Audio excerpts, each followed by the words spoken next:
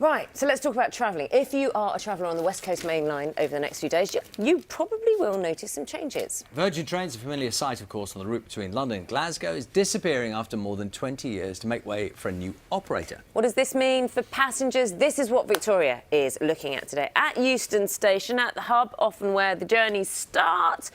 Morning, Victoria. Hey, it looks very festive behind you and lovely and calm. It does. It is lovely and calm. You wait, you give it 40 minutes and this will be absolutely heaving. But we have been promised some carol singers a little later, so I'll be joining them, I think, after the programme for a good old sing-song. But first, let's talk about what's going on this route. As you say, this is the terminal for lots of routes. In fact, 40 million, or almost 40 million rail journeys were made on Virgin Train services to and from this route that goes from London to Glasgow, this 400-mile journey. So lots of things are going to change here. Some things will change, some things won't, so the route will still be open, but the keys are going to be handed over to a new operator. But we have become so familiar, haven't we, with that red livery going into some of the busiest stations across Britain, places like Liverpool, Manchester, Glasgow, Birmingham, London.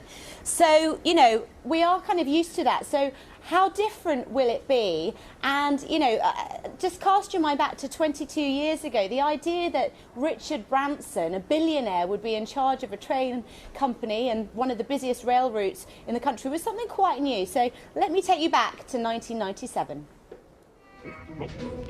All aboard your non-stop Virgin train from 1997 to 2019. This will be our final journey. Remember those days? Tony Blair in number 10 and the Spice Girls were the biggest band in the world. That year Virgin won one of the first franchises to come out of the privatisation of the railways. It promised more trains in and out of London, faster speeds and tilting trains, all designed to get more of us off the road and onto the railway.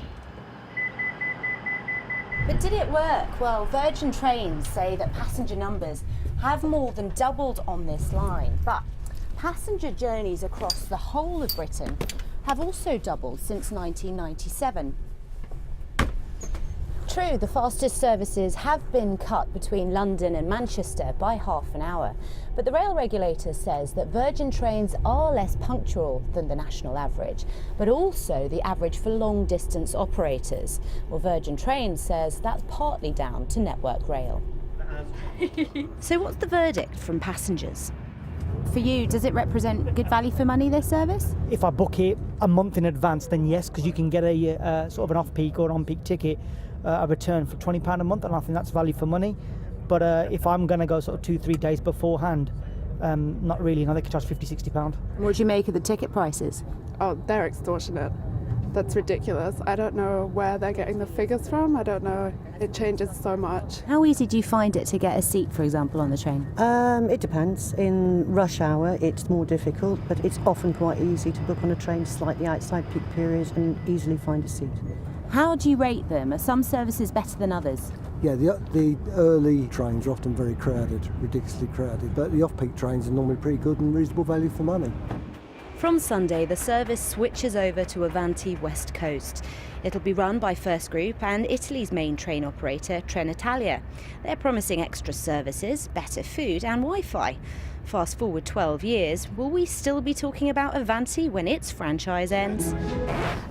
What did you say? I said thank you for using Virgin Trains.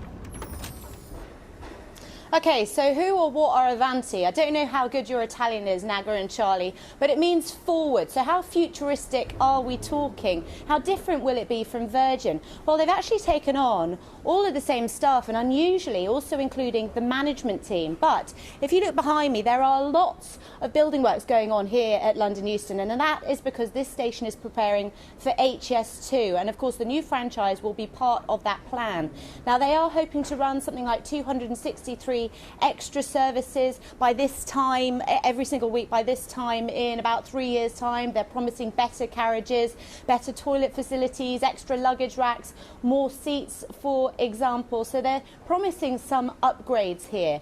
But on pricing, for example, the Department for Transport is saying that this new franchise will offer more flexible ticketing systems and better delay repay compensation if your journey is delayed. However, don't forget that train companies can do whatever they want to the 60% of fares that are unregulated in this country. So there are lots of questions for the boss when he comes on this programme at about 8:10 this morning.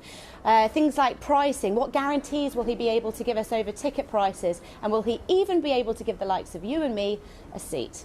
Yeah, that's all a lot of people all want. We were just talking about just one person here having a train journey where they stood the whole way. That needs to change. Victoria, thanks very much. We'll speak to you later.